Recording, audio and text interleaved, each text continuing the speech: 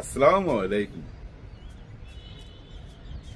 কলকাতায় খুশির বন্যা বয়ে যাচ্ছে। 12 তারিখের রাত্রেও তারা মিষ্টি খাওয়া খাই করছে, অনেক আনন্দ উৎসব করছে।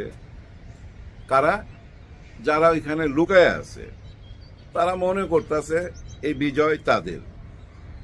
এই দাবি করার পিছনে অবশ্য যুক্তিও আছে, তাই না?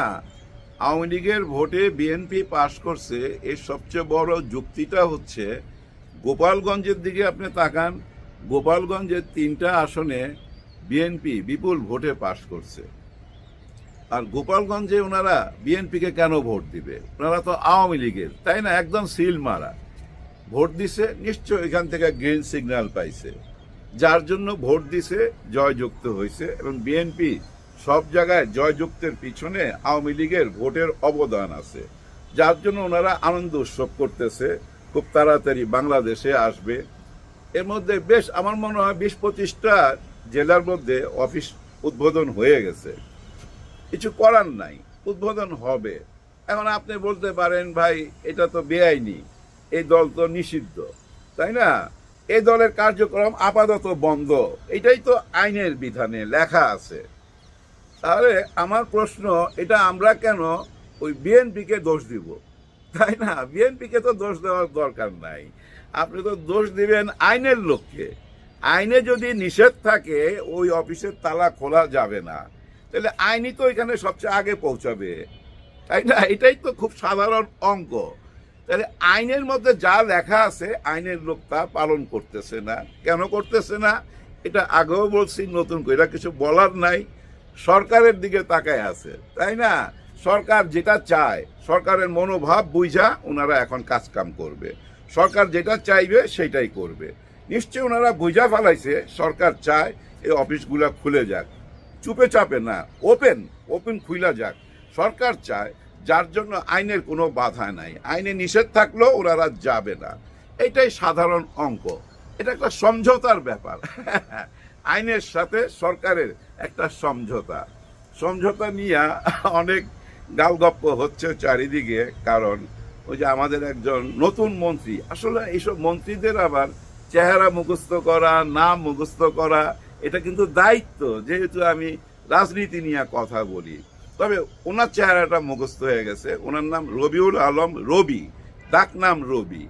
উনি সবচেয়ে আগে পরিচিত হয়েছে সবাই সঙ্গে। ওনার চেহারাটা এখন না জনগণের কাছে মুখস্থ। উনি হচ্ছেন আমাদের সড়ক পরিবহন মন্ত্রী। আবার শুনছি উনি আরো কিছু মন্ত্রিত্ব পাইছে, বোধহয় রেলমন্ত্রীও উনি। ও, রেলমন্ত্রীর কথাটা বইলা শেষ করি। কলকাতা থেকে এক দাদাই ফোন করছে। উনি আমার জন্য ওই চোখের ড্রপ পাঠাইতো একটা টাইমে, আর 1.5-2 বছর যোগাযোগ নাই। হঠাৎ ফোন করছে যে, দাদা খুশির খবর তো। আমি, কি খুশির খবর? আপনার চোখের ড্রপটা পাঠাতে পারবো। আমি কিভাবে? কেউ কে আসতেছে ঢাকায়? না, ট্রেন চালু হচ্ছে তো, সরকার ঘোষণা দিয়েছে আগামী 15 দিনের মধ্যে একটা ব্যবস্থা হয়ে যাবে। মানে ঢাকা টু কলকাতায় ট্রেন চলাচল করবে। ওই রবিউল আলম রবি, মানে এই মন্ত্রী এই ঘোষণাটা দিছে, যেটুকু শুনলাম তার মুখে। সত্য মিথ্যা জানি না। আসলে ট্রেন চলাচল হয়ে গেলে তো বিরাট আনন্দেরই ব্যাপার, তাই না? ওইখানের হোটেলগুলো আবার চালু হয়ে যাবে, নিউ মার্কেটের কেনা বেচা আবার শুরু হয়ে যাবে, হাসপাতালের ব্যবসাগুলো জমজমাট হয়ে উঠবে। গত 18 মাসে অনেক লস দিছে, তাদের অনেক ব্যথা ট্যাথা বুকের মধ্যে জৈমা আছে। সব ব্যথা মুইছা দেবো ভাই, কোনো চিন্তা করেন না। নতুন সরকার আছে, কোনো অসুবিধা নাই। ভাই ভাই, হিন্দু মুসলিম ভাই ভাই, ভারত বাংলাদেশ ভাই ভাই। পার্শ্ববর্তী দেশ ছাড়া কি চলা যায়? চলা যায় না। সমঝোতা কইরা চলতে হবে, সমঝোতা কইরা দেশ চালাইতে হবে। এই সমঝোতার ভিতর দিয়েই যাইতে হবে। দেখেন না, সমঝোতার মধ্য দিয়া ওই যে চাঁদাবাজি হয়। ওনাকে প্রশ্ন করছিল, সড়ক পরিবহন মন্ত্রীকে প্রশ্ন করা হয়েছিল চাঁদাবাজির ব্যাপারে। উনি খুব সুন্দর ব্যাখ্যা দিছে ভাই। ওনার ব্যাখ্যা শুনে আপনার মনে হবে, হায় হায়, কেন আমরা চাঁদাবাজির পিছনে কথা বলি? চাঁদাবাজি নিয়ে কোনো কথা বলার তো কোনো অধিকারই নাই। এটা একটা সমঝোতার ব্যাপার। যে চাঁদা নেয় আর যে দেয়, ওরা দুজনেই তো খুশি। মিয়া বিবি রাজি তো কা করেগা কাজী। আমরা কাজী হইয়া কি করতে পারি? আমাদের কোনো কথা বলারই তো অধিকার নাই। ওরা সমঝোতার মধ্যে দিয়ে নেয়। কিন্তু প্রবলেমটা হয়ে যায় কোথায় জানেন? কেউ যদি সমঝোতা করতে না চায় তখন তাকে 500 টাকার জন্য 500 টাকার জন্য একটু আগে দেখলাম একজনকে পৃথিবী থেকে বিদায় করে দিছে, কারণ সে সমঝোতা করতে চায় নাই। 500 টাকা তার কাছে নাই, দিতে পারে নাই, মাইরা দিছে। এখানে সমঝোতাটা হইল না, বুঝছেন? যাই হোক, উনি সুন্দরভাবে ব্যাখ্যা দিচ্ছে যে এই যে চাঁদাবাজির পিছনে সরকারি দলও জড়িত আছে, বড় বড় দলের কথাও বলছে, অস্বীকার যায় নেই কিছু। মানে উনি যেটা বুঝাইতে চাইছে, পরিবহন শ্রমিকরা এই চাঁদাটা তোলে তাদের ভবিষ্যতের জন্য, কারো অসুখ বিসুখ হইলে চিকিৎসার টাকা লাগলে ওইখান থেকে নিবে। আসলে ওইটা নেওয়া হয় কি না উনি জানে না, ওইটা উনি তদন্ত কইরা দেখবে। মানে চাঁদার টাকাটা ঠিক মতো বন্টন হয় কিনা, কাজে লাগে কিনা ওইটা দেখবে, এবং এটা বন্ধ হওয়া উচিত এটা উনি মনে করে। কিন্তু বন্ধ করবে কিনা জোর দিয়া কিছু বলে নাই, বরঞ্চ ওনার টোটাল কথাতে বোঝা গেছে মাইনা নেন ভাই, ওরা সমঝোতার মধ্যে দিয়ে কিছু করতেছে। দেখেন না, এই যে অনেক হোটেলের মধ্যে যায় অনেক সময় পুলিশ রেড দেয়, ছেলে মেয়েদেরকে ধরে, ওইটাও তো ভাই সমঝোতার মধ্যে দেওয়া যায়। ওইটা কি ধরা ঠিক হবে এখন? নিশ্চয়ই না, কারণ সমঝোতার ব্যাপার তো। ওই ছেলেটি আর ওই মেয়েটি সমঝোতার মধ্য দিয়ে দরজাটা বন্ধ করছে, ওইখানে গিয়ে দরজা নক করবেন কেন, ডিস্টার্ব করবেন কেন? তার মানে ব্যবসা বাণিজ্য চাঙ্গা কইরা দিল, চাঁদাবাজিকে একরকম জায়জি কইরা দিছে।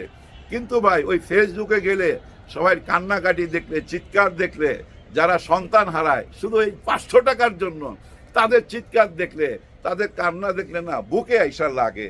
তখন মনে হয় কিছু কথা বলি, আমার এই কথাগুলা ওনাদের কানে না পৌঁছাক, কিন্তু আপনারা তো দেখতেছেন, আপনারা তো শুনতেছেন, আপনাদের চিন্তার খোরাক তো যোগাইতেছে যে আমাদের ভবিষ্যৎ কি।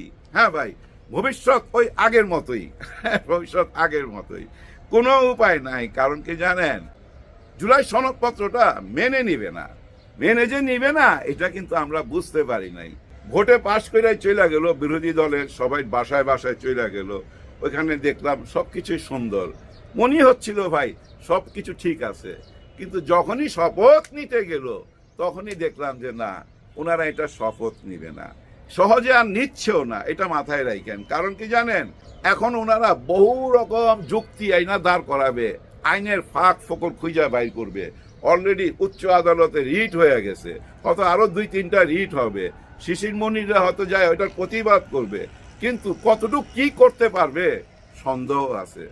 দল যেই আসুক ভাই, ক্ষমতায় যেই আসুক, কিন্তু ওই যে আইন কানুন প্রশাসন যদি ঠিক না হয় কিচ্ছু হবে না। এই আইন কানুন প্রশাসনের দিকে আপনি তাকায় দেখেন, কিচ্ছু ঠিক নাই। যদি ঠিক থাকতো তাহলে তো আইন মাইনাই চলতো। কে কোথায় বেআইনি কাজ করতেছে, কোথায় অবৈধ অফিস উদ্বোধন হইতেছে, ওখানে তো পুলিশকে ডাইকা নেওয়ার দরকার নাই, পুলিশ তো দেখতেছে। আমরা সাধারণ জনগণ দেখতেছি ফেসবুকে, ওনারা দেখতেছে না, কিন্তু ওইভাবে তো কাজ করতেছে না। ঠিক দেখেন, আপনি আদালতের দিকে তাকান, আদালত কি দেখে নাই 5ই আগস্টে কি হয়েছিল, জুলাইয়ের গণ অভ্যুত্থানে কি হয়েছিল, কত রক্ত ঝরছিল দেখে নাই? ওইখানে যখন রিট করতে যায় তারা কেন চুপ থাকে? আইন যতই টাইট করেন না কেন ফাঁক ফোকর খুঁজা বাইর কইরা নিবে। কারণ কি জানেন, ওই যে সমঝোতা, সবাই সমঝোতা কইরা চলতেছে। এই যে এখন অফিস আদালতে দেখবেন ঘুষ খাওয়া কিন্তু আগেও ছিল, এখনো থাকবে, বরঞ্চ এখন বাইরে যাবে, কারণ একটা সমঝোতা কইরা নিবে। চলেন আমি আর আপনি সমঝোতা কইরা টেবিলে বসা যাই, কাজ হয়ে যাবে, কোনো অসুবিধা নাই। এমন এমন এলাকা আছে ভাই, দেখেন যায় ওইখানে 5,000 অবৈধ লাইন আছে, শুধু তিতাস গ্যাসের 5,000 অবৈধ লাইন আছে, ইলেকট্রিক অবৈধ লাইন আছে। এগুলা কি কাটতে পারবেন? জীবনও কাটতে পারবেন না। কারণ ওই যে সমঝোতা, যে চাঁদা দিচ্ছে সেও মুখ খুলবে না, যে নিচ্ছে ও তো মুখ খুলবে না। ওই চাঁদা নিয়ে সে কি করে, একা খায় না? নিশ্চয়ই একা খায় না। এই টাকা ভাগ যাইতে থাকে ভাই, যাইতে যাইতে একদম উপর পর্যন্ত যায়। আমাদের যে কাকরাইলে রাজমণি সিনেমা হলটা আছে না, এই সিনেমা হলের উল্টা দিকে একটা বিল্ডিং আছে, ওই বিল্ডিংয়ের 6 তলায় না 5 তলায় মনে নাই, ওইখানে প্রতি রাত্রে 10টার দিকে 5 থেকে 6 বস্তা টাকা আসতো। এই টাকাটা কোথাকার জানেন? কাকরাইল থেকে গুলিস্তান মোড়, এই যে বঙ্গবাজার, এই সাইডের রাস্তায় ফুটপাতে যে বসে না, তাদের টাকা 200, 300, 500 বস্তা ভইরা আনতো। হোল নাইট টাকা গণা হইতো, তারপর ওই টাকা ভাগাভাগি হইতো। ধরেন 5 বস্তার মধ্যে 1 বস্তা উনার, 4 বস্তা ভাগাভাগি কইরা দিত। কোন পর্যন্ত যাইতো এবার বুঝা নিয়েন। একটা কথা স্বীকার যাইতে হবে, কেউ অস্বীকার যাইতে পারবেন না। চাঁদাবাজি হয় আর পুলিশ জানে না, এই কথা আমি মানতে রাজি না। পুলিশ জানে। আমি তো মনে করি পুলিশকে না জানে কেউ চাঁদাবাজি করার সাহসই রাখে না। হ্যাঁ ভাই, আমি এই রংবাজ সাজুম, এই এলাকায় রংবাজি করুম, প্রত্যেক দোকানে দোকানে চাঁদা নেবো, আর আমাকে কোনো শেল্টার দিবে না পুলিশ, আমি এই কাজটা করতে পারুম? নিশ্চয়ই পারুম না। আমার সাহসটাই তো এই পুলিশ। নিশ্চয়ই আমি মনে করি সমঝোতা, ওই সমঝোতার মধ্যে দিয়া এগুলো অতীতে দেখে আসছি, কিন্তু এখন কি এগুলো চলবে? নিশ্চয়ই চলবে না। আমি মনে করি সরকার যেই গঠন করুক, ধরেন এখন বিএনপি আসছে, আগামীতে মনে করেন জামাত ইসলাম আসবে, জামাত ইসলাম না আসলো আওয়ামী লীগ আসবেই ভাই। সেই সিমটম তো দেখা দিছে, তাই না? এখন যেই ক্ষমতা আসবে আপনারা তার লগেই থাকবেন। বিএনপি ক্ষমতা আসলে বিএনপির সঙ্গে, আওয়ামী লীগ ক্ষমতা আসলে আওয়ামী লীগের সঙ্গে, জামাত ক্ষমতা আসলে জামাতের সঙ্গে। মানুষের সঙ্গে কখন থাকবেন? আইনের পক্ষে কখন থাকবেন? সেই সময় নাই। আইন মাইনা চলতে হবে।